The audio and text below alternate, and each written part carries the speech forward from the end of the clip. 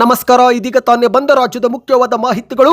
ರಾಜ್ಯದ ಗೃಹಲಕ್ಷ್ಮಿಯರಿಗೆ ಶಾಕ್ ಕೊಟ್ಟ ಸರ್ಕಾರ 2 ಲಕ್ಷ ಮಹಿಳೆಯರಿಗೆ ಹಣ ಕೊಡ್ತಾ ಇಲ್ಲ ಎಂದು ಲೋಪ ಒಪ್ಪಿಕೊಂಡ ಬಸವರಾಜ ರಾಯರೆಡ್ಡಿ ಅವರು ಗೃಹಲಕ್ಷ್ಮಿ ಲೂಟಿ ಬಗ್ಗೆ ಇವರು ಯಾಕೆ ಮಾತನಾಡ್ತಿಲ್ಲ ಎಂದು ಸಿಟಿ ರವಿಯವರ ವಾಗ್ದಾಳಿ. ವಿಡಿಯೋನ ನೀವು ಸ್ವಲ್ಪನೂ ಸ್ಕಿಪ್ ಮಾಡಬೇಡಿ. ಬಿಡದಿ ಟೌನ್ಶಿಪ್ಗೂ HD ಕುಮಾರಸ್ವಾಮಿಯವರಿಗೂ ಸಂಬಂಧವಿಲ್ಲ, ಹಾಗಾಗಿ ಅವರ ಜೊತೆ ಚರ್ಚೆ ಬೇಕಿಲ್ಲ ಎಂದು ಸಿಎಂ DK ಶಿವಕುಮಾರ್ ಅವರ ಹೇಳಿಕೆ. ಇನ್ನು ಗೃಹಲಕ್ಷ್ಮಿ ಬೆನ್ನಲ್ಲೇ ಗೃಹ ಜ್ಯೋತಿಗೂ ಕಠಿಣ ನಿಯಮ. ಬೆಂಗಳೂರಿನ ಬಾಡಿಗೆದಾರ ಕೈ ತಪ್ಪುತ್ತಾ ಉಚಿತ ವಿದ್ಯುತ್ ನೀವೇನು ಮಾಡಬೇಕು, ಯಾವೆಲ್ಲ ದಾಖಲೆಗಳು ರೆಡಿ ಮಾಡಿಟ್ಟುಕೊಳ್ಳಬೇಕು, ಆ ಬಗ್ಗೆಯೂ ಕೂಡ ನೋಡೋಣ. ಇನ್ನು ಗೃಹ ಜ್ಯೋತಿ ಯೋಜನೆಗೆ ಜಾತಿ ಸರ್ಟಿಫಿಕೇಟ್ ಕೇಳುತ್ತಿರುವ ಸರ್ಕಾರ, ಇದೇ ವಿಚಾರಕ್ಕೆ ಆಕ್ರೋಶ ವ್ಯಕ್ತಪಡಿಸಿದಂತ ಅಶೋಕ್ ಫ್ರೀ ವಿದ್ಯುತ್ ಕೊಡಲು ಜಾತಿ ಬೇಕಾ, ಯಾರನ್ನು ಹೊರಗಿಡಲು ನೋಡ್ತಾ ಇದ್ದೀರಾ ಎಂದು ವಾಗ್ದಾಳಿ ಮಾಡಿದ್ದಾರೆ. ಎಲ್ಲ ಸುದ್ದಿ ಬಂದಿವೆ ಸ್ನೇಹಿತರೆ. ಮತ್ತೊಂದಡಿಯಲ್ಲಿ LPG ಸಿಲಿಂಡರ್ ದರ ಇಳಿಕೆ ಬೆನ್ನಲ್ಲೇ ಪೆಟ್ರೋಲ್ ಮತ್ತು ಡೀಸೆಲ್ ದರದಲ್ಲೂ ಕೂಡ ಭರ್ಜರಿ ಕುಸಿತ. ಎಲ್ಲ ಮಾಹಿತಿಗಳನ್ನು ನೋಡೋಕ್ಕೂ ಮೊದಲು ನೀವು ಸುದ್ದಿ 9 ಯೂಟ್ಯೂಬ್ ಚಾನೆಲ್ಗೆ ಮೊದಲು ಬಾರಿ ಭೇಟಿ ಕೊಡ್ತಾ ಇದ್ರೆ ದಯವಿಟ್ಟು ಸಬ್ಸ್ಕ್ರೈಬ್ ಆಗಿ ಪಕ್ಕದಲ್ಲಿ ಕಾಣಿಸುವ ಗಂಟೆ ಕೂಡ ಒತ್ತಿದ್ರೆ ಕರ್ನಾಟಕದ ಮುಖ್ಯವಾದ ಸುದ್ದಿಗಳು ನಿಮಗೆ ಸಿಗುತ್ತವೆ. ವಿಡಿಯೋಗೆ ಲೈಕ್ ಮಾಡಿ ಮತ್ತು ವಿಡಿಯೋ ಪೂರ್ತಿಯಾಗಿ ನೋಡಿ. ಬನ್ನಿ ಸ್ನೇಹಿತರೆ, ಎಲ್ಲ ಸುದ್ದಿಗಳನ್ನು ಡೀಟೇಲ್ ಆಗಿ ನೋಡೋಣ. ನೀವು ಕೂಡ ಗೃಹಲಕ್ಷ್ಮಿ ಯೋಜನೆ ಫಲಾನುಭವಿಗಳಾಗಿದ್ದರೆ ಈಗಲೇ ವಿಡಿಯೋಗೆ ಲೈಕ್ ಮಾಡಿ. ಕೊನೆಯ ಕಂತು ಯಾವ ತಿಂಗಳಲ್ಲಿ ಜಮಾ ಆಗಿತ್ತು ಕಮೆಂಟ್ ಮಾಡಿ. ಇದೀಗ ರಾಜ್ಯದ 2 ಲಕ್ಷ ಜನರಿಗೆ ಗೃಹಲಕ್ಷ್ಮಿ ಕೊಡ್ತಾ ಇಲ್ಲ ಎಂದು ಸ್ವತಃ ಕಾಂಗ್ರೆಸ್ನ ಶಾಸಕ ಬಸವರಾಜ ರಾಯರೆಡ್ಡಿ ಅವರು ಈ ಒಂದು ಶಾಕಿಂಗ್ ಹೇಳಿಕೆಯನ್ನು ಕೊಟ್ಟಿದ್ದಾರೆ. ಹೌದು ಗೆಳೆಯರೆ, ರಾಜ್ಯ ಕಾಂಗ್ರೆಸ್ ಸರ್ಕಾರದ ಗ್ಯಾರಂಟಿ ಯೋಜನೆಗಳ ಪರಿಷ್ಕರಣೆ ಕುರಿತು ಈಗಾಗಲೇ ವಿರೋಧ ಪಕ್ಷಗಳು ತೀವ್ರ ವಾಗ್ದಾಳಿ ಮಾಡುತ್ತಿದ್ದು, ಆದರೆ ಸ್ವತಃ ಆಡಳಿತಾರೂಢ ಕಾಂಗ್ರೆಸ್ನ ಹಿರಿಯ ಶಾಸಕ ಬಸವರಾಜ ರಾಯರೆಡ್ಡಿ ಅವರು ಕೂಡ ತಮ್ಮದೇ ಸರ್ಕಾರದ ಗ್ಯಾರಂಟಿ ಯೋಜನೆಗಳ ಲೋಪಗಳ ಬಗ್ಗೆ ಬಹಿರಂಗವಾಗಿ ಮಾಧ್ಯಮಗಳ ಮುಂದೆ ಒಪ್ಪಿಕೊಂಡಿದ್ದಾರೆ. ಸರ್ಕಾರ ಅಂದ ಮೇಲೆ ನ್ಯೂನ್ಯತೆ ಸಾಕಷ್ಟು ಇರುತ್ತೆ, 2 ಲಕ್ಷ ಮಹಿಳೆಯರಿಗೆ ಗೃಹಲಕ್ಷ್ಮಿ ಹೋಗ್ತಾ ಇಲ್ಲ ಎಂದು ಮಾಧ್ಯಮಗಳ ಮುಂದೆ ಹೇಳಿದ್ದಾರೆ. ಹೌದು, ಕೊಪ್ಪಳ ಜಿಲ್ಲೆಯ ಯಲಬುರ್ಗಾದಲ್ಲಿ ಗುರುವಾರ ಮಾಧ್ಯಮಗಳ ಮುಂದೆ ಮಾತನಾಡಿದ ಇವರು, ಸರ್ಕಾರ ಅಂದ ಮೇಲೆ ನ್ಯೂನ್ಯತೆಗಳು ಸಾಕಷ್ಟು ಇರುತ್ತವೆ. ಗೃಹಲಕ್ಷ್ಮಿ ಯೋಜನೆಯಲ್ಲಿ ಸದ್ಯ 2 ಲಕ್ಷ ಅರ್ಹ ಫಲಾನುಭವಿಗಳಿಗೆ ತಾಂತ್ರಿಕ ಕಾರಣದಿಂದ ಹಣ ತಲುಪುತ್ತಿಲ್ಲ, ಆದರೆ ಶೀಘ್ರವೇ ಎಲ್ಲರಿಗೂ ಹಣ ಜಮೆ ಆಗುವಂತೆ ನೋಡಿಕೊಳ್ಳುವುದಾಗಿ ಭರವಸೆ ಕೊಟ್ಟಿದ್ದಾರೆ. ಗ್ಯಾರಂಟಿ ಯೋಜನೆಗಳ ಸಂಖ್ಯೆ ವಿವರ ನೀಡಿದಂತೆ ಇವರು, ಗೃಹಲಕ್ಷ್ಮಿ ಯೋಜನೆಯಲ್ಲಿ ನಾವು ಒಟ್ಟು 1,26,00,000 ಮಹಿಳೆಯರಿಗೆ ಹಣ ನೀಡಬೇಕು, ಆದರೆ ಪ್ರಸ್ತುತ ದಾಖಲಾತಿ ದೋಷ ಹಾಗೂ ತಾಂತ್ರಿಕ ಸಮಸ್ಯೆಯಿಂದಾಗಿ 1,24,00,000 ಜನರಿಗೆ ಮಾತ್ರ ಗೃಹಲಕ್ಷ್ಮಿ ಯೋಜನೆ ಹಣ ತಲುಪುತ್ತಿದೆ. ಉಳಿದಂತ 2 ಲಕ್ಷ ಜನರಿಗೆ ಹಣ ಸಿಗುತ್ತಿಲ್ಲ. ಪ್ರತಿ ತಿಂಗಳು ಭ್ರಷ್ಟಾಚಾರ ರಹಿತವಾಗಿ ನೇರವಾಗಿ 2,500 ಕೋಟಿ ಹಣವನ್ನು ಫಲಾನುಭವಿಗಳ ಖಾತೆಗೆ ಜಮೆ ಮಾಡುತ್ತಿದ್ದೇವೆ. ಪ್ರಸ್ತುತ ಪರಿಷ್ಕರಣೆ ನಡೆದಿದ್ದು ರಾಜ್ಯದಲ್ಲಿ ಶೀಘ್ರವೇ ಹಣ ಎಲ್ಲರಿಗೂ ಜಮೆ ಆಗುತ್ತೆ ಎಂದಿದ್ದಾರೆ. ಮೃತಪಟ್ಟವರ ಬ್ಯಾಂಕ್ ಖಾತೆಗೂ ಹಣ ಜಮೆ ಆಗುತ್ತಿರುವುದು ಗೊತ್ತಾಗಿದೆ, ಹಾಗಾಗಿನೇ ಪರಿಷ್ಕರಣೆ ಮಾಡಬೇಕಾಗಿದೆ ಎಂದು ಮಾಧ್ಯಮಗಳ ಮುಂದೆ ತಿಳಿಸಿದ್ದಾರೆ. ಸ್ನೇಹಿತರೆ, ನೀವು ಕೂಡ ಗೃಹಲಕ್ಷ್ಮಿ ಯೋಜನೆ ಫಲಾನುಭವಿಗಳಾಗಿದ್ದು ನಿಮ್ಮ ಬ್ಯಾಂಕ್ ಖಾತೆಗೆ ಹಣ ಜಮೆ ಆಗುತ್ತಿಲ್ಲವೆಂದರೆ ಕಮೆಂಟ್ ನಲ್ಲಿ ಎಸ್ ಅಥವಾ ನೋ ಎಂದು ಕಮೆಂಟ್ ಮಾಡಿ. ಅಂದ ಹಾಗೆ ಸ್ನೇಹಿತರೆ, ಪ್ರತಿ ವರ್ಷ ಗ್ಯಾರಂಟಿ ಯೋಜನೆಗಳಿಗಾಗಿ 52,000 ಕೋಟಿ ಹಣ ನೀಡುವುದು ರಾಜ್ಯ ಸರ್ಕಾರಕ್ಕೆ ಅನಿವಾರ್ಯವಾಗಿದ್ದು, ಇದನ್ನ ಈಗ ಬದಲಾಯಿಸಲು ಸಾಧ್ಯವಿಲ್ಲ. ಈಗಾಗಲೇ DK ಶಿವಕುಮಾರ್ ಅವರು ಮುಖ್ಯಮಂತ್ರಿ ಆಗಿದ್ದು, ಈಗಲಾದರೂ ಅರ್ಹರಿಗೆ ಗ್ಯಾರಂಟಿ ತಲುಪಿಸುವ ನಿಟ್ಟಿನಲ್ಲಿ ಸಭೆ ಮೇಲೆ ಸಭೆ ಮತ್ತು ಪರಿಷ್ಕರಣೆಗೆ ಕೈ ಹಾಕಿದ್ದಾರೆ. ಒಟ್ಟಿನಲ್ಲಿ ಸ್ನೇಹಿತರೆ, ಈ ಒಂದು ಗ್ಯಾರಂಟಿ ಯೋಜನೆಗಳು ಅರ್ಹ ಬಡವರಿಗೆ ಮಾತ್ರ ತಲುಪಿಸುವ ನಿಟ್ಟಿನಲ್ಲಿ ಫಲಾನುಭವಿಗಳ ಪಟ್ಟಿಯನ್ನ ಮತ್ತೊಮ್ಮೆ ಸಿದ್ಧಪಡಿಸಲಾಗುತ್ತಿದೆ. ಇನ್ನು ಈಗ ಮತ್ತೊಂದು ಮಾಹಿತಿ ಏನೆಂದ್ರೆ, ಗೃಹಲಕ್ಷ್ಮಿ ಲೂಟಿ ಬಗ್ಗೆ ಇವರು ಯಾಕೆ ಮಾತನಾಡುತ್ತಿಲ್ಲ ಎಂದು ಕಾಂಗ್ರೆಸ್ ನಾಯಕರ ವಿರುದ್ಧ ಸಿಟಿ ರವಿಯವರು ಬೆಂಗಳೂರಲ್ಲಿ ಕಿಡಿಕಾರಿದ್ದಾರೆ. ಹೌದು, ಅಯೋಧ್ಯೆ ರಾಮ ಮಂದಿರದ ಹುಂಡಿ ಬಗ್ಗೆ ಮಾತನಾಡುವ ರಾಜ್ಯದ ಕಾಂಗ್ರೆಸ್ ನಾಯಕರು ಗೃಹಲಕ್ಷ್ಮಿ ಲೂಟಿ ಬಗ್ಗೆ ಯಾಕೆ ಮಾತನಾಡುತ್ತಿಲ್ಲ ಎಂದು ಬಿಜೆಪಿಯ ಸದಸ್ಯ ಸಿಟಿ ರವಿಯವರು ಪ್ರಶ್ನೆ ಮಾಡಿದ್ದಾರೆ. ಸುದ್ದಿಗಾರರ ಮುಂದೆ ಬಿಜೆಪಿ ಪಕ್ಷದ ಕಚೇರಿಯಲ್ಲಿ ಮಾತನಾಡಿದ ಇವರು, ಕೋಟ್ಯಾಂತರ ಜನರ ಭಾವನೆ ಬೆರೆಸಿ ಲಕ್ಷಾಂತರ ಜನರ ರಕ್ತ ಮತ್ತು ಬೆವರು ಬಸಿದು ರಾಮ ಮಂದಿರ ನಿರ್ಮಾಣವಾಗಿದೆ. ಹುಂಡಿ ಕಳವು ಆಗಿದ್ದು ನಮಗೂ ಕೂಡ ನೋವಿನ ಸಂಗತಿ. ಆದರೆ ಕಾಂಗ್ರೆಸ್ಸಿಗರು ಆರೋಪಿಸುವಂತೆ ರಾಮ ಮಂದಿರ ಟ್ರಸ್ಟ್ನಲ್ಲಿ ಬಿಜೆಪಿಯವರು ಯಾರೂ ಕೂಡ ಇಲ್ಲ. ಇನ್ನು ರಾಮ ಮಂದಿರ ವಿರೋಧಿಸಿದವರನ್ನು ಜನರು ಸೋಲಿಸಿ ನಮಗೆ ಅಧಿಕಾರ ಕೊಟ್ಟಿದ್ದಾರೆ. ಕೆಲವರು ಹಣ ದುರುಪಯೋಗ ಮಾಡಿದ್ದಾರೆ, ಅಂತವರ ವಿರುದ್ಧ ಪ್ರಕರಣ ದಾಖಲಿಸಿ ಕ್ರಮ ತೆಗೆದುಕೊಳ್ಳಲಾಗುತ್ತಿದೆ. ಆದರೆ ಕಾಂಗ್ರೆಸ್ನ ಗ್ಯಾರಂಟಿ ಯೋಜನೆ ಆಗಿರುವ ಗೃಹಲಕ್ಷ್ಮಿ ಹಣದ ವಿಚಾರದಲ್ಲಿ CAG ವರದಿ ಕೊಟ್ಟಿದ್ದು ನಕಲಿ ಖಾತೆಗಳಿಗೆ ಹಣ ಹೋಗಿದೆ. ಒಂದೇ ಖಾತೆಗೆ ಕೋಟಿ ಕೋಟಿ ಹಣ ಹಾಕಿದ್ದಾರೆ. ಸತ್ತವರ ಹೆಸರಲ್ಲೂ ಕೂಡ ಹಣ ಹೋಗಿದೆ ಎಂದು ತಿಳಿಸಿದೆ. ಇದರ ಕುರಿತು ಯಾಕೆ ಇನ್ನೂ FIR ದಾಖಲು ಮಾಡಿಲ್ಲ ಎಂದು ಸಿಟಿ ರವಿಯವರು ಪ್ರಶ್ನೆ ಮಾಡಿದ್ದಾರೆ. ಮತ್ತೆ ಮುಂದುವರೆದು ಸಾಲು ಸಾಲು ಪ್ರಶ್ನೆ ಮಾಡಿದ ಇವರು ಬಡವರ ಹೆಸರಲ್ಲಿ ಲೂಟಿ ಆಗುತ್ತಿರುವುದು ಕಾಂಗ್ರೆಸ್ ಪಕ್ಷ ಒಪ್ಪಿಕೊಳ್ಳುತ್ತಿದೆ, ಯಾಕೆ ಇವತ್ತಿನವರೆಗೂ SIT ಕೂಡ ರಚಿಸಿಲ್ಲ, ಗೃಹಲಕ್ಷ್ಮಿ ಯೋಜನೆಯ 2 ತಿಂಗಳಿನ 5,000 ಕೋಟಿ ರೂಪಾಯಿ ಕೂಡ ಜಮಾ ಆಗಿಲ್ಲ ಎಂದು ನಾವು ಈಗಾಗಲೇ ವಿಧಾನಮಂಡಲ ಅಧಿವೇಶನದಲ್ಲಿ ಮಾತನಾಡಿದ್ದೇವೆ. ಆ ಬಗ್ಗೆಯೂ ಕೂಡ ಉಡಾಫೆ ಉತ್ತರ ಕೊಟ್ಟಿದ್ದಾರೆ. ಮಹೇಶ ತೆಂಗಿನಕಾಯಿ ಅವರು ದಾಖಲೆ ಸಮೇತ ಮಾತನಾಡಿದ್ದಾರೆ. ಆದರೂ ಕೂಡ ಆ ಒಂದು ಹಣ ಎಲ್ಲಿ ಹೋಗಿದೆ ಎಂದು ಇದುವರೆಗೆ ಗೊತ್ತಾಗಿಲ್ಲ. ಈ ಒಂದು ತನಿಖೆ ಆಗಬೇಕು. ಇದರ ಹಿಂದೆ ದೊಡ್ಡ ಷಡ್ಯಂತ್ರ ಇದ್ದಂತಿದ್ದು ತಕ್ಷಣವೇ ಪ್ರಕರಣ ದಾಖಲಿಸಿಕೊಂಡು ವಿಶೇಷ ತನಿಖಾ ತಂಡ ರಚಿಸಬೇಕು ಎಂದು ಮಾಧ್ಯಮಗಳ ಮುಂದೆ ಆಗ್ರಹ ಮಾಡಿದ್ದಾರೆ. ಗ್ಯಾರಂಟಿ ಯೋಜನೆಗಳು ಎಲ್ಲರಿಗೂ ಉಚಿತ ಎಂದಿದ್ದಂಥ ಸರ್ಕಾರ ಈಗೇಕೆ ಷರತ್ತು ನಿಯಮ ವಿಧಿಸುತ್ತಿದೆ? ಇದು ಸರ್ಕಾರದ ಆರ್ಥಿಕ ಸ್ಥಿತಿ ಕಂಗೆಟ್ಟಿರುವುದಕ್ಕೆ ಸಾಕ್ಷಿಯಲ್ಲವೇ ಎಂದು ಮಾಧ್ಯಮಗಳ ಮುಂದೆ ಪ್ರಶ್ನೆ ಮಾಡಿದ್ದಾರೆ. ಬನ್ನಿ ಗೆಳೆಯರೆ, ಮೂರನೆಯ ಮುಖ್ಯವಾದ ಮಾಹಿತಿಗೆ ಹೋಗೋಣ. ಇತ್ತೀಚೆಗೆ ಬಿಡದಿ ಟೌನ್ಶಿಪ್ಗಾಗಿ ರೈತರ ಭೂ ಸ್ವಾಧೀನಕ್ಕೆ ತೀವ್ರ ವಿರೋಧ ವ್ಯಕ್ತಪಡಿಸಿದಂತ ಕೇಂದ್ರದ ಸಚಿವ HD ಕುಮಾರಸ್ವಾಮಿ ಅವರು ವೇದಿಕೆ ಮೇಲೇನೆ CM DK ಶಿವಕುಮಾರ್ ಅವರಿಗಾಗಿ ಒಂದು ಕುರ್ಚಿ ಮೀಸಲಿಟ್ಟು ಕಾದು ಕುಳಿತಿದ್ದು, ಅಷ್ಟು ಮಾತ್ರವಲ್ಲದೆ ರೈತರ ಸಮ್ಮುಖದಲ್ಲೇ ಬಹಿರಂಗವಾಗಿ ಚರ್ಚೆಗೆ ಬರುವಂತೆ DK ಶಿವಕುಮಾರ್ ಅವರಿಗೆ ಸವಾಲು ಕೂಡ ಹಾಕಿದ್ದಾರೆ. ಹೌದು ಗೆಳೆಯರೆ, ಇತ್ತೀಚೆಗೆ ಕುಮಾರಸ್ವಾಮಿ ಅವರು ಬೈರಮಂಗಲದಲ್ಲಿ CM DK ಶಿವಕುಮಾರ್ ಅವರ ಆಗಮನಕ್ಕಾಗಿ ಪಕ್ಕದಲ್ಲಿ ಒಂದು ಕುರ್ಚಿ ಮೀಸಲಿಟ್ಟು ಸುಮಾರು 1 ಗಂಟೆಗೂ ಹೆಚ್ಚು ಕಾಲ ಕಾಯುತ್ತಾ ಕುಳಿತಿದ್ದು, ಆದರೆ ಇತ್ತ DK ಶಿವಕುಮಾರ್ ಅವರು ನೇರವಾಗಿ ಕುಮಾರಸ್ವಾಮಿ ಅವರಿಗೆ ವಿಧಾನಸೌಧಕ್ಕೆ ಬಂದು ಚರ್ಚೆ ಮಾಡುವಂತೆ ಆಹ್ವಾನ ಕೊಟ್ಟಿದ್ರು. ಆದರೆ ಇದೀಗ ಮತ್ತೊಮ್ಮೆ ಮಾಧ್ಯಮಗಳ ಮುಂದೆ DK ಶಿವಕುಮಾರ್ ಅವರು ಈ ಬಗ್ಗೆ ಸ್ಪಷ್ಟನೆ ಕೊಟ್ಟಿದ್ದಾರೆ. ಮಾಧ್ಯಮಗಳ ಮುಂದೆ ಮಾತನಾಡಿದಂತ ಮುಖ್ಯಮಂತ್ರಿ DK ಶಿವಕುಮಾರ್ ಅವರು ಕೇಂದ್ರದ ಸಚಿವ HD ಕುಮಾರಸ್ವಾಮಿ ಈ ಕ್ಷೇತ್ರ ಬಿಟ್ಟಿದ್ದಾಯ್ತು, ಅವರಿಗೂ ಆ ಕ್ಷೇತ್ರಕ್ಕೂ ಈಗ ಸಂಬಂಧವಿಲ್ಲ.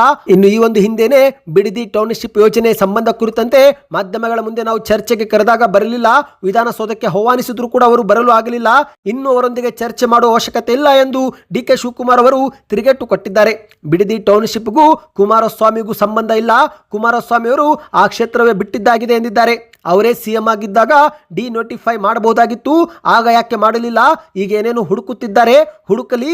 ನಾನು ಕರೆದಾಗ ಅವರು ಬರಲಿಲ್ಲ, ಈಗ ಅವರು ಕರೆದ್ರೆ ನಾನು ಅಲ್ಲಿಗೆ ಬರಬೇಕಂತೆ, ನಾನು ಅಲ್ಲಿಗೆ ಹೋಗುವುದು ಸರಿನಾ? ಅವರೊಂದಿಗೆ ಚರ್ಚೆ ಮಾಡೋ ಅವಶ್ಯಕತೆ ನನಗೆ ಇಲ್ಲ ಎಂದು DK ಶಿವಕುಮಾರ್ ಅವರು ಕಡ್ಡಿ ಮುರಿದಂಗೆ ಹೇಳಿದ್ದಾರೆ. ಹೌದು ಗೆಳೆಯರೆ, ಬಿಡದಿ ಕೈಗಾರಿಕಾ ಪ್ರದೇಶ ಯಾರ ಕಾಲದಲ್ಲಿ ಆಯಿತು? ಬಿಡದಿ ಟೌನ್ಶಿಪ್ ಘೋಷಣೆ ಮಾಡಿದ್ದವರು ಯಾರು? ಇದೆಲ್ಲ ಕೂಡ ಅವರೇ ಮಾಡಿದ್ದು. ಅವಕಾಶ ಇದ್ದಾಗ ಡಿನೋಟಿಫೈ ಯಾಕೆ ಮಾಡಲಿಲ್ಲ ಎಂದು DK ಶಿವಕುಮಾರ್ ಅವರು ಪ್ರಶ್ನೆ ಮಾಡಿದ್ದಾರೆ. ಈ ಒಂದು ಹಿಂದೆ ದೇವನಹಳ್ಳಿಯಲ್ಲಿ ಏರ್ಪೋರ್ಟ್ ಬಂದಿದ್ದರಿಂದ ದೊಡ್ಡಬಳ್ಳಾಪುರ, ಚಿಕ್ಕಬಳ್ಳಾಪುರ, ಹೊಸಕೋಟೆ ಅಭಿವೃದ್ಧಿಗೆ ಅನುಕೂಲವಾಯಿತು. ಈಗ ಅದೇ ರೀತಿ ಟೌನ್ಶಿಪ್ ಆಗುವುದರಿಂದ ರಾಮನಗರ, ಮಾಗಡಿ, ಚನ್ನಪಟ್ಟಣ ಹಾಗೂ ಕನಕಪುರ ತಾಲೂಕುಗಳು ಕೂಡ ಅಭಿವೃದ್ಧಿಯಾಗಿ ಒಳ್ಳೆಯದಾಗುತ್ತೆ.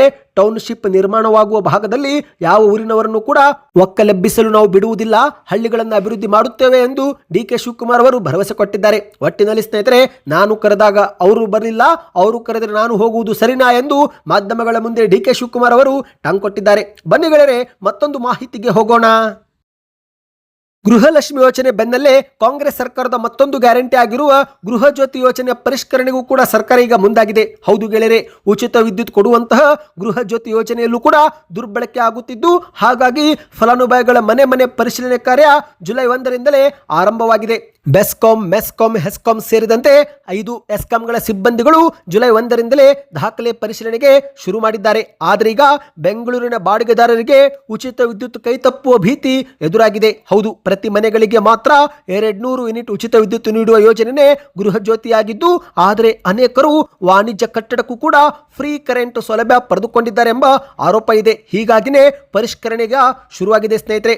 ಬೆಂಗಳೂರಿನ ಸಾವಿರಾರು ಬಾಡಿಗೆದಾರರಲ್ಲಿ ಉಚಿತ ಕರೆಂಟ್ ಕೈತಪ್ಪುವ ತೀವ್ರ ಆತಂಕ ಈಗ ಮನೆ ಮಾಡಿದೆ. ಯಾಕಂದ್ರೆ ಇಲಾಖೆಯ ಅಧಿಕಾರಿಗಳು, ಸಿಬ್ಬಂದಿಗಳು ನಡೆಸುತ್ತಿರುವ ಈ ಒಂದು ಮನೆ ಮನೆ ತಪಾಸಣೆ ವೇಳೆ ಪ್ರಮುಖ ದಾಖಲೆಗಳನ್ನು ಕೊಡಬೇಕಾಗಿದೆ. ಹೌದು, ಉಚಿತ ವಿದ್ಯುತ್ ಸೌಲಭ್ಯ ಪಡೆದುಕೊಳ್ಳುತ್ತಿರುವ ಫಲಾನುಭವಿಗಳು ತಮ್ಮ ಗುರುತಿನ ಚೀಟಿ ಅಂದ್ರೆ voter ID card, Aadhaar card ದಾಖಲೆ ಮತ್ತು ಮನೆಗೆ ಸಂಬಂಧಿಸಿದ ಬಾಡಿಗೆ ಪತ್ರವನ್ನ ಕಡ್ಡಾಯವಾಗಿ ಸಿಬ್ಬಂದಿಗಳಿಗೆ ತೋರಿಸಬೇಕು. ಒಂದೊಮ್ಮೆ ಸ್ನೇಹಿತರೆ, ಈ ಒಂದು ದಾಖಲೆಗಳಲ್ಲಿ ಯಾವುದಾದ್ರೂ ಮಿಸ್ ಆದರೆ ಆಗ ಕ್ಷಣ ಮಾತ್ರದಲ್ಲೇ ಗೃಹ ಜ್ಯೋತಿ ಯೋಜನೆಯ ಒಂದು ಉಚಿತ ವಿದ್ಯುತ್ ಏನಿದೆ ಅದು ಕಟ್ ಆಗಲಿದೆ. ಹೌದು, ಬಾಡಿಗೆದಲ್ಲಿ ಇರುವವರು ಸರಿಯಾದ ದಾಖಲೆ ನೀಡದಿದ್ರೆ ತಾಂತ್ರಿಕ ಕಾರಣದಿಂದಾಗಿ ನಿಮಗೆ ಸಿಗುತ್ತಿದ್ದಂತ ಉಚಿತ ವಿದ್ಯುತ್ ಅನ್ನ ಕಡಿತ ಮಾಡಲಾಗುತ್ತೆ. ಮತ್ತು ಸ್ನೇಹಿತರೆ, ಕೇವಲ ಬಾಡಿಗೆದಾರರು ಮಾತ್ರವಲ್ಲದೆ ಸ್ವಂತ ಮನೆ ಹೊಂದಿರುವವರು ಕೂಡ ಈ ಒಂದು ದಾಖಲೆಗಳನ್ನು ತೋರಿಸಲೇಬೇಕು.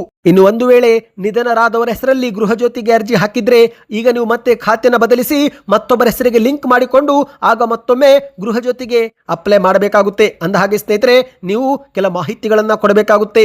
ವಿದ್ಯುತ್ ಸರಬರಾಜು ಕಂಪನಿ ಹೆಸರು, ವಿದ್ಯುತ್ ಬಿಲ್ ಖಾತೆ ಸಂಖ್ಯೆ, ಆಧಾರ್ ಕಾರ್ಡ್ ನಲ್ಲಿರುವಂತಹ ಹೆಸರು, ಫಲಾನುಭವಿಗಳ ಆಧಾರ್ ಕಾರ್ಡ್ ಮಾಹಿತಿ, ಗೃಹ ಜ್ಯೋತಿಗೆ ನೋಂದಣಿ ಮಾಡಿಕೊಂಡಿರುವ ಮೊಬೈಲ್ ಸಂಖ್ಯೆ, ಬಾಡಿಗೆ ಮನೆಯೊಳಗೆ ಇದ್ರೆ ಆ ಒಂದು ಅಗ್ರಿಮೆಂಟ್ ಅನ್ನು ತೋರಿಸಬೇಕಾಗುತ್ತೆ, ಪಡಿತರ ಚೀಟಿಯ ದಾಖಲೆಗಳು ಕೊಡಬೇಕಾಗುತ್ತೆ, ಜಾತಿ ಪ್ರಮಾಣ ಪತ್ರ, ತೆರಿಗೆ ಕಟ್ಟುತ್ತಿದ್ರೆ ಆ ಒಂದು ಮಾಹಿತಿ ಕೂಡ ಕೇಳಲಾಗ್ತಾ ಇದೆ ಸ್ನೇಹಿತರೆ. ಇನ್ನು ಈ ಒಂದು ಜಾತಿ ಪ್ರಮಾಣ ಪತ್ರ ಕೇಳುತ್ತಿರುವುದಕ್ಕೆ ವಿಪಕ್ಷಗಳು ಈಗ ಕಿಡಿಕಾರಿವೆ. ಹೌದು, ಗೃಹ ಜ್ಯೋತಿ ಯೋಜನೆಗೆ ಜಾತಿ ಸರ್ಟಿಫಿಕೇಟ್ ಕೇಳ್ತಾ ಇರುವುದು ಯಾಕೆ, ಫ್ರೀ ವಿದ್ಯುತ್ ಕೊಡಲು ಜಾತಿ ಬೇಕಾ ಎಂದು ಬಿಜೆಪಿಯ ವಿಪಕ್ಷ ನಾಯಕ ಆರೋಶಕ್ ಅವರು ಕಿಡಿಕಾರಿದ್ದಾರೆ. ಹೌದು, ಈ ಒಂದು ಗೃಹ ಜ್ಯೋತಿ ಯೋಜನೆಯ ಮರು ಪರಿಷ್ಕರಣೆ ವೇಳೆ ಜಾತಿ ಸರ್ಟಿಫಿಕೇಟ್ ಕೇಳಲಾಗುತ್ತಿದ್ದು ಸದ್ಯ ಇದೊಂದು ರಾಜಕೀಯ ವಿವಾದಕ್ಕೆ ಕಾರಣವಾಗಿದೆ. ಉಚಿತ ವಿದ್ಯುತ್ಗೂ ಜಾತಿಗೂ ಏನು ಸಂಬಂಧ ಎಂದು ಬಿಜೆಪಿ ನಾಯಕರು ಪ್ರಶ್ನೆ ಮಾಡಿದ್ದಾರೆ. ಗೃಹ ಜ್ಯೋತಿ ಎಲ್ಲರಿಗೂ ಫ್ರೀ ಎಂದು ಈಗ ಕಂಡೀಷನ್ ಹಾಕುತ್ತಿರುವುದು ಯಾಕೆ ಎಂದು ಪ್ರಶ್ನೆ ಮಾಡಲಾಗಿದೆ ಸ್ನೇಹಿತರೆ. ಅಂದಹಾಗೆ ಈಗ ನೀವು ಸ್ಕ್ರೀನ್ ಮೇಲೆ ಒಂದು ಟ್ವೀಟ್ ನೋಡ್ತಿರಬಹುದು. ಇದು ಆರೋಶಕ್ ಅವರೇ ಮಾಡಿದ ಟ್ವೀಟ್ ಆಗಿದೆ. ಗೃಹ ಜ್ಯೋತಿಗೆ voter card okay, PAN card ಯಾಕೆ, ಜಾತಿ ಪ್ರಮಾಣ ಪತ್ರ ಯಾಕೆ, ಚುನಾವಣೆಗೂ ಮುನ್ನ ಕಾಕಾ ಪಾಟೀಲ್ನಿಗೂ ಫ್ರೀ, ಮಹದೇವಪ್ಪನಿಗೂ ಫ್ರೀ, ಎಲ್ಲರಿಗೂ ಫ್ರೀ ಎಂದು ಗಂಟಲು ಹರಿದುಕೊಳ್ಳುವಂತೆ ಬೊಬ್ಬೆ ಹೊಡೆದು ಅಧಿಕಾರಕ್ಕೆ ಬಂದ ಕಾಂಗ್ರೆಸ್ ಸರ್ಕಾರ ಇಂದು ಕರ್ನಾಟಕದ ಜನತೆಗೆ ದ್ರೋಹ ಬಗೆಯಲು ಹೊರಟಿದೆ. ಖಜಾನೆ ಸಂಪೂರ್ಣ ದಿವಾಳಿ ಆಗಿರುವುದನ್ನ ಮುಚ್ಚಿಡಲು ಈಗ ಗೃಹ ಜ್ಯೋತಿ ಯೋಜನೆಯ ಫಲಾನುಭವಿಗಳ ಸಂಖ್ಯೆಗೆ ಕತ್ತರಿ ಹಾಕಲು ಈ ಸರ್ಕಾರ ಮನೆ ಮನೆ ಪರಿಶೀಲನೆಯ ಹೊಸ ಹುನ್ನಾರ ನಡೆಸಿದೆ. ಗೃಹ ಜ್ಯೋತಿ ಯೋಜನೆಗಳ ಮರು ಪರಿಶೀಲನೆ ಹೆಸರಲ್ಲಿ ಮನೆಗೆ ಬರುವ ಎಸ್ಕಾಂ ಸಿಬ್ಬಂದಿಗೆ ಪ್ಯಾನ್ ಕಾರ್ಡ್ ಮತ್ತು ಜಾತಿ ಪ್ರಮಾಣ ಪತ್ರವನ್ನು ತೋರಿಸಬೇಕಂತೆ. ಸಿಎಂ ಡಿಕೆ ಶಿವಕುಮಾರ್ ಅವರೇ ಚುನಾವಣೆಗೆ ಮುನ್ನ ಅಧಿಕಾರಕ್ಕೆ ಬರುವ ಹಪಹಪಿಯಲ್ಲಿ ಯಾವುದೇ ಷರತ್ತಿಲ್ಲದೆ ಎಲ್ಲರಿಗೂ 200 ಯೂನಿಟ್ ಉಚಿತ ವಿದ್ಯುತ್ ಎಂದು ಹೇಳಿ ಈಗ ಆದಾಯ ಮತ್ತು ಜಾತಿ ಆಧಾರದ ಮೇಲೆ ಅರ್ಹತೆ ನಿರ್ಧಾರ ಮಾಡಲು ಹೊರಟಿರುವುದು ಯಾವ ಸೀಮೆ ಗ್ಯಾರಂಟಿ ಸ್ವಾಮಿ?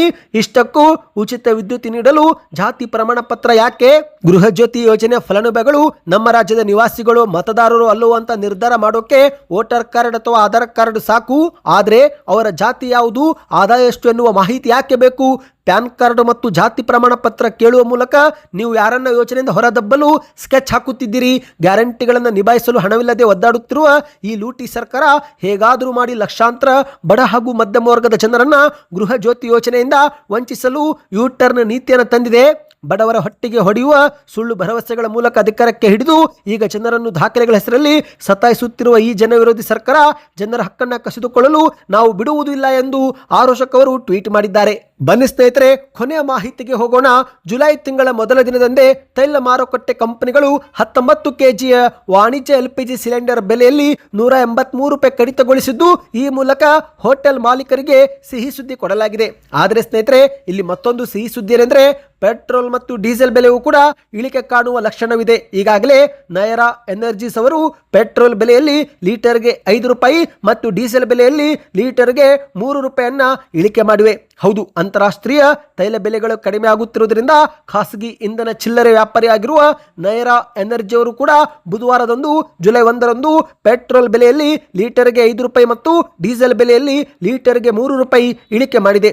ಪಶ್ಚಿಮ ಏಷ್ಯಾದಲ್ಲಿನ ಯುದ್ಧದ ವಾತಾವರಣ ಕಡಿಮೆ ಆಗಿರುವುದರಿಂದ ಅಂತಾರಾಷ್ಟ್ರೀಯ ತೈಲ ಬೆಲೆಗಳು ಕೂಡ ಕಡಿಮೆ ಆಗುತ್ತಿವೆ ಸ್ನೇಹಿತರೆ. ಹೌದು, ಯುದ್ಧದ ಒಂದು ವಾತಾವರಣ ಕಡಿಮೆ ಆದ ಪರಿಣಾಮ ಪ್ರಮುಖ ಸಮುದ್ರ ಮಾರ್ಗವನ್ನು ಪುನಃ ತೆರೆಯಲಾಗುತ್ತಿದ್ದು ಹಾಗಾಗಿ ಭಾರತಕ್ಕೆ ಬರಬೇಕಾಗಿದ್ದಂತ ಕಚ್ಚಾ ತೈಲ ಮತ್ತು ನೈಸರ್ಗಿಕ ಅನಿಲದ ಹರಿವು ಪುನಃ ಸ್ಥಾಪನೆಯಾಗಿದ್ದು ಹಾಗಾಗಿನೇ ಕಚ್ಚಾ ತೈಲ ಬೆಲೆಗಳು ಈಗ ಸ್ಥಿರತೆ ಕಾಣುತ್ತಿವೆ ಸ್ನೇಹಿತರೆ. ಈ ಒಂದು ಪೂರೈಕೆ ಅಡಚಣೆ ಆದರೆ ಮತ್ತೊಮ್ಮೆ ಬೆಲೆ ಏರಿಕೆ ಆಗುವ ಸಾಧ್ಯತೆ ಇದೆ. ಸದ್ಯ ದೇಶಾದ್ಯಂತ ನಯರಾದ 7,000ಕ್ಕೂ ಹೆಚ್ಚು ಇಂಧನ ಕೇಂದ್ರಗಳಿದ್ದು ಪರಿಷ್ಕೃತ ದರಗಳು ಜುಲೈ 1ರಿಂದಲೇ ಜಾರಿಯಾಗಿದೆ. ಹೌದು, ಒಂದೊಂದು ರಾಜ್ಯದಲ್ಲಿ ಒಂದೊಂದು ರೀತಿಯಾದ ಟ್ಯಾಕ್ಸ್ ಇರುವ ಕಾರಣ ಸ್ವಲ್ಪ ಬೆಲೆಗಳು ಹೆಚ್ಚು ಕಡಿಮೆ ಆಗಿದೆ.